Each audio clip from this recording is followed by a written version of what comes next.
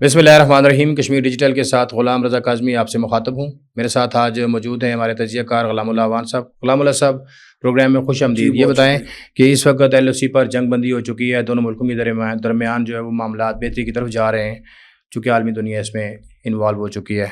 अब ये बताएँ कि जंग बंदी के बाद लोगों को LOC पर और वर्किंग बाउंड्रीज़ पर किन मुश्किलात का और मसाइल का सामना है?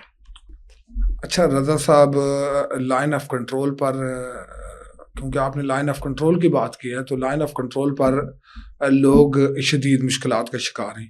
क्योंकि पहले फायरिंग होती थी तो लोगों के पास हमेशा तैयारी होती थी। अब की बार अचानक से कि एक ऐसे वक्त में कि जब लोग ये तस्लीम कर चुके हुए थे कि अब यहाँ कोई फायरिंग नहीं होने जा रही, अब क्योंकि टूरिज़्म डेवलप हो रहा है, लोगों ने वहाँ पे अपनी प्रॉपर्टीज बनाना शुरू कर दी, वहाँ पे टूरिज़्म की बुनियाद पे गेस्ट हाउसेस खोल लिए और लोगों का जो ज़रिया माइश था वो टूरिज़्म इंडस्ट्री के साथ मुंसलिक हो गया था। लेकिन अचानक फायरिंग के बाद लोगों का वो जो ज़रिया माइश था वो ख़त्म हो गया और जो फायरिंग थी वो इतनी शदीद थी कि लोगों के घरों के ऊपर गोले लगने से लोगों के घर तबाह हो गए।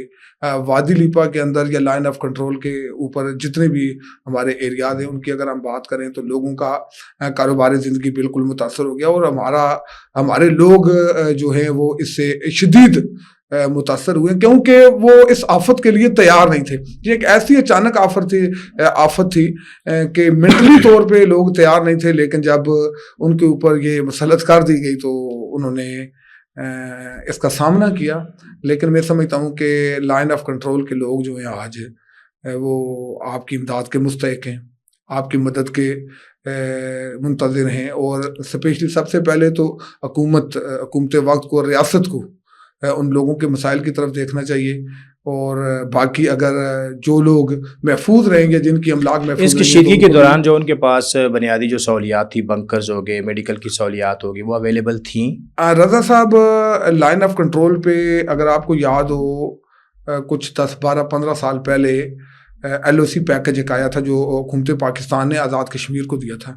उसके अच्छा। तहत कुछ बंकर्स बने थे जो जिस हद तक हिंदुस्तान ने लाइन ऑफ कंट्रोल पे फायरिंग किया ना, तो आपके पास हज़ारों शुहदा होने चाहिए थे, आपके पास हज़ारों ज़ख्मी आने चाहिए थे, लेकिन नहीं आए। उसकी बुनियादी वजह ये थी कि कुछ अरसा कबल हुकूमत पाकिस्तान ने बंकर्स दिए थे और लोगों के पास वो बंकर्स आज मौजूद थे जिसके अंदर उन्होंने किसी न किसी लिहाज से जहाँ पे 5 लोगों की गुंजाइश थी वहाँ 20 लोग थे, लेकिन थे ज़रूर कुछ ना कुछ ऐसी चीज़ थी कि जिसने लोगों की ज़िंदगियों को बचाया। वरना वहाँ पे आपको शहादतों की एक बड़ी डिटेल मिलती, क्योंकि हिंदुस्तान ने इतना सख्त फायर किया है कि हर बंदे को यही लगता था कि ये जो अगला जो गोलों का अटैक आएगा तो ये मेरे ऊपर आएगा और उसको लगता ये था कि अब इस जो एरिया है इसके अंदर अगर कोई जिंदा है तो मैं हूँ या मेरे साथ मौजूद जो लोग हैं वो जिंदा हैं। और अगर हम हेल्थ फैसिलिटीज़ की बात करें तो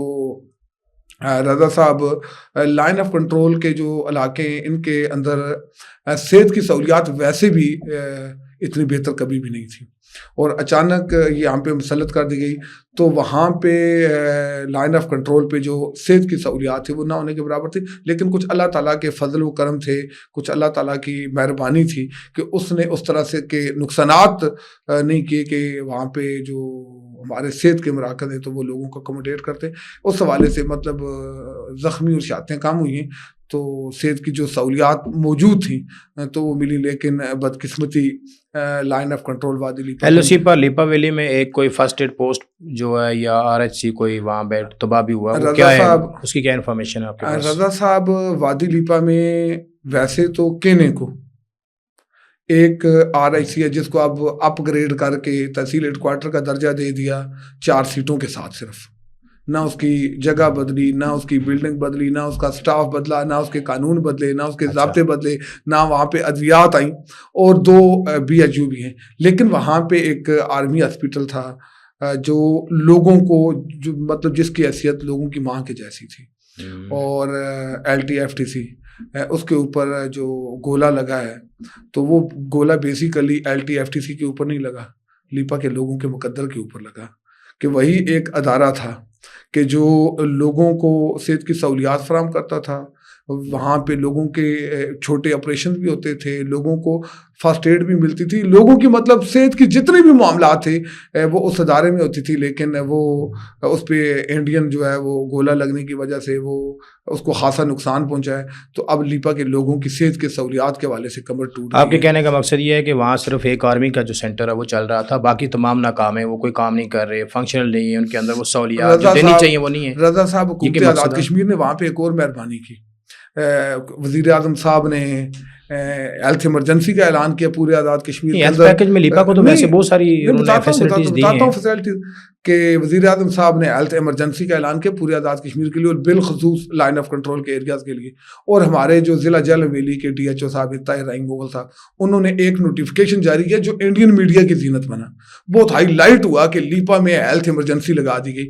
لیکن وادی لیپا کے لوگوں کی رضا صاحب بدقسمتی دیکھیں کہ اتنا شور شرابہ انڈین میڈیا تک ہونے کے باوجود گزشتہ دنوں وادی لیپا کو ایک ایمبولینس ملی تھی جس کی تصویر کشی ایک دفعہ نہیں 6 دفعہ کی گئی, جس کی چابی ایک دفعہ نہیں 6 دفعہ دی گئی. لیکن وہ ایمبولینس ہیلتھ ایمرجنسی کے باوجود, لائن آف کنٹرول پہ شدید فائرنگ ہونے کے باوجود وہ ایمبولینس لیپا نہیں پہنچ سکی. اور اوپر سے جو ہمارے ڈی ایچ او صاحب ہیں طاہر رحیم مغل صاحب, میں ان کا شکریہ بھی ادا کرتا ہوں کہ وہاں جو تحصیل ہیڈ کوارٹر ہے وہاں پہ ایک بنکر بنا ہوا ہے جو وہی جو ایل او سی پیکج ہے اس کے تحت ہے. اور اس بنکر میں اگر آپ, بہت زبردست قسم کا بنکر ہے اور اس میں 50 سے 60 لوگ سما سکتے ہیں اس مشکل وقت میں. رضا صاحب وہ وہاں کے مقامی لوگوں کے لیے بند کر دیا گیا. کیوں؟ کیونکہ حکم نہیں تھا. طاہر رحیم مغل صاحب نے کہا یہاں پہ کوئی سویلین نہیں آ سکتا. نہیں, اس میں کیا طاہر صاحب کو اس میں کیا تھا؟ رضا صاحب یہ تو انہوں نے جواب دینا ہے نا کہ وہاں پہ فائرنگ ہو رہی ہے, لوگ میڈیکل سٹاک ہے یا کوئی مشینری اس میں رکھی ہوئی کیا ہے. آگے تو بہانے بہت سارے بن جاتے ہیں. لوگ فائرنگ ہو رہی ہے, شیلنگ اوپر سے گولے گزر رہے ہیں اور ڈرم کی آوازیں آ رہی ہیں, لوگ سپیڈ لگا. اس وقت ہوتا ہی ہے نا جس وقت فائرنگ ہوتی ہے, پتہ نہیں آپ کو اندازہ ہے یا نہیں ہے, اس وقت یہ ہوتا ہے کہ لوگ گھروں کی طرف نہیں جاتے. یہ کہ وہ جیسے ہی فائر ہوتا ہے نا تو لوگ قریب میں, اگر کسی کا گھر ہے محفوظ اس میں گھس جاتے ہیں, کسی کا بنکر ہے, کسی کی پکی جگہ ہے اس میں گھس جاتے ہیں. تو لوگوں نے دوڑ لگا لی جو وہاں سے گزر رہے تھے کہ ہم RIC کی طرف جائیں, اور وہاں پہ آگے جو بندہ کھڑا تھا تو اس نے لوگوں کو اندر داخل ہونے سے روک دیا, یہ کہتے ہوئے کہ جی ہمیں جو ہے وہ اوپر ڈی ایچ او صاحب کا حکم نہیں ہے تو آپ لوگ یہاں نہیں داخل ہو سکتے, اور لوگوں کی زندگی جا سکتی تھی. اسپتال جو ہے نا رضا صاحب, یہ لوگوں کی زندگی بچانے کی جگہ ہوتی ہیں. یہاں پہ لوگوں کی زندگیاں داؤ پہ نہیں لگائی جاتی ہیں, یہاں لوگوں کی زندگیوں کے ساتھ کھیلا نہیں جاتا. اس پہ جو ہے وہ ذمہ داران کو نوٹس لینا بھی چاہیے. ہم اپنے پروگرام کی وساطت سے کیونکہ میں ان دنوں میں یہ جو فائرنگ کے دن تھے میں لائن آف کنٹرول پہ موجود تھا, میں وہاں سے رپورٹنگ بھی کرتا رہا. آپ نے بھی دیکھا. اور کیونکہ میری کوشش تھی میں اپنے لوگوں کی خدمت کروں, میں مملکت خداداد پاکستان ریاست کشمیر کی خدمت کروں, تو وہاں سے میں نے یہ خبر بریک بھی کی.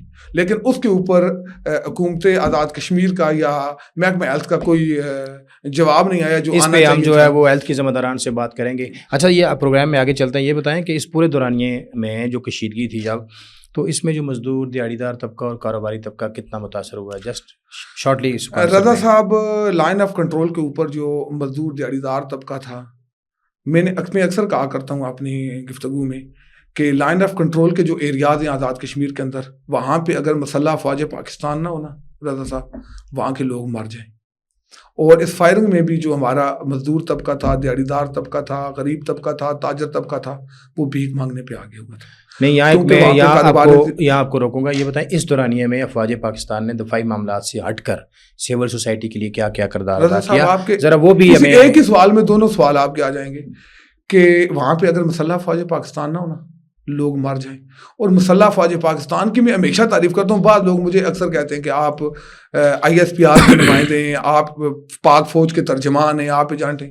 میں کہتا ہوں نہیں, مجھے فوج سے محبت ہے, محبت نہیں ہے, عشق ہے.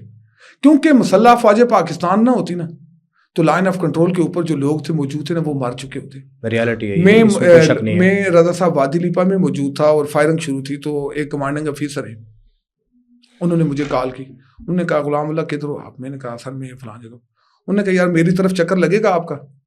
میں نے کہا جی میں کوشش کرتا ہوں لیکن فائرنگ ہے. انہوں نے کہا یار اگر مطلب فائرنگ بریک ہوتی ہے تو آپ نے آنا ہے میری طرف. میں گیا ان کی طرف, تو انہوں نے مجھے کہا غلام اللہ مجھے یہ بات بتاؤ کہ یہاں کے جو غریب لوگ ہیں وہ کھائیں گے کیا؟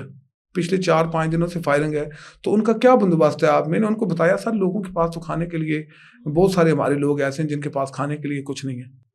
انہوں نے کہا یار پھر ہم تو ان لوگوں کے لیے جنگ لڑ رہے ہیں, ان لوگوں کی زندگیوں کو محفوظ بنانے کے لیے ہم تو یہ جدوجہد کر رہے ہیں. آخر میں کیا کیا انہوں نے مجھے کہا جی فوری طور پہ ان لوگوں کے مجھے نام آئیڈینٹیفائی کریں, اور انہوں نے 5 جوانوں کو تعینات کیا جو لوگ وہاں سے یونٹ سے راشن لے کے ان لوگوں کے گھروں تک لے کے گئے. پھر میں نے ایک اور کمانڈنگ آفیسر ہیں ان سے رابطہ کیا, انہوں نے بھی مجھے یہی کہا. ہماری لوکل انتظامیہ کا کوئی بندہ نہیں تھا وہاں. رضا صاحب آپ کا ایک سابق وزیر اعظم صاحب ہے, وہ پسٹل اٹھا کے ہٹیاں بازار میں دوڑ لگا دیتے. نہیں, میں لوکل انتظامیہ کی بات کر رہا ہوں. آپ کے دوسرے وزیر صاحب ہیں وہ الٹی گن اٹھا کے لیپا پہنچ جاتے ہیں, لیکن جب لوگوں کو ضرورت تھی گئے تو ہے رضا نہیں, رضا صاحب گئے نہیں تو ہے نا, عوام میں امن میں گئے. رضا صاحب امن میں گئے, کشیدگی تو تھی, کشیدگی نہیں تھی, امن تھا. رضا صاحب گن الٹی پکڑ کے آپ لیپا چلے گئے, لیکن آپ ان فائرنگ میں, ان گولوں میں, ان معاملات میں آپ کو ان لوگوں کی یاد نہیں. عوام کے حوصلے بلند کرنے کے لیے, ان کے حوصلے بلند کرنے کے حوصلہ افزائی کرنے کے لیے اپنی بلے بلے جاتی ہے تو اس میں کوئی حرج نہیں ہے نا, یا اپنی بلے بلے کروانے گئے تھے. ان لوگوں کے حوصلے بلند کرنے نہیں گئے تھے رضا صاحب, یا اپنی بلے بلے کروانے گئے تھے. اور ان لوگوں نے کن مسائل کا سامنا کیا. کیا یہ جو ایک گن اٹھا کے اور ایک پستول اٹھا کے گھوم رہے تھے یہ نہیں جا سکتے تھے؟ ایک نے مطلب آج پھر یوم تشکر ریلیاں ہو رہی ہیں, کس چیز کی آپ یوم تشکر ریلیاں منا رہے ہیں؟ آپ سیاست کر رہے ہیں, مطلب اپنے دفاع کے اوپر, اپنے لوگوں کے خون کے اوپر, اپنے لوگوں کے املاک کے اوپر آپ سیاست. آپ آزاد کشمیر کی جو سیاسی قیادت ہے یا حکومت ہے, یہ سیاسی نمائندوں کرتا ہے. رضا صاحب میں آزاد کشمیر کی سیاسی قیادت سے انتہائی مایوس ہوں, اور میں سیاسی قیادت کے کردار سے مایوس ہوا ہوں. میں ذاتی طور پہ سمجھتا ہوں کہ اگر مسلح افواج پاکستان نہ ہوتی, لوگ مر چکے ہوتے, اور لوگوں کو اس حکومت نے, اس جو ہمارے وزراء مشیران ہیں, یا ہماری حکومتی مشنری ہے, یا ہمارے سرکاری ادارے ہیں, یا جو ہمارے ہیلتھ مراکز ہیں, انہوں نے لوگوں کے ساتھ زیادتیاں کی ہیں, انہوں نے لوگوں کو مایوس کیا ہے. اچھا, اب چونکہ جنگ بندی ہو چکی ہے, دیکھیں نا, تاکہ ہمارے لوگ اب چونکہ جنگ بندی ہو چکی ہے, حالات بہتری کی طرف جا رہے ہیں, اس دورانیے میں جنگ سے جو لوگ متاثر ہوئے, کشیدگی سے متاثر ہوئے, ان کے کیا مسائل ہیں؟ رضا صاحب لائن آف کنٹرول پہ لوگوں کے شیلنگ تو اتنی شدید تھی, میں آپ کو بتا نہیں سکتا, وہ کیفیت میں مطلب بیان نہیں کر سکتا. نہیں, وہ ہم آپ کی رپورٹنگ سے سارا پل پل. رضا صاحب لوگوں کے مکانات تباہ ہو گئے, لوگوں کی پوری زندگی کی جمع پونجی اجڑ گئی, اور وہاں پہ لوگوں کے پاس رہنے کا جب بندوبست ختم ہوا تو بہت سارے جو لائن آف کنٹرول سے لوگ ہیں وہ مائگریٹ ہو کے مظفر آباد آ گئے یا دیگر جگہوں پہ آ گئے. لیکن رضا صاحب پہلے ان کو ہمارے ٹرانسپورٹر نے لوٹا, کیونکہ ہم خدا ہیں. ہم ہر جگہ پہ جس کا جہاں پہ اختیار ہے ہم وہاں پہ خدا ہیں. اور جہاں پہ آپ کی مطلب پہلے امن کے دور میں آپ کی گاڑی 2000 4000 6000 روپے میں جاتی تھی, تو وہاں پہ آپ کی گاڑی جو ہے وہ 20 ہزار 30 ہزار میں. پہلے تو جو لٹے ہوئے تھے, وہ کہتے ہیں نا مردے کا کفن اتارنے والی بات, جو لٹے ہوئے تھے ان کو مزید لوٹا گیا.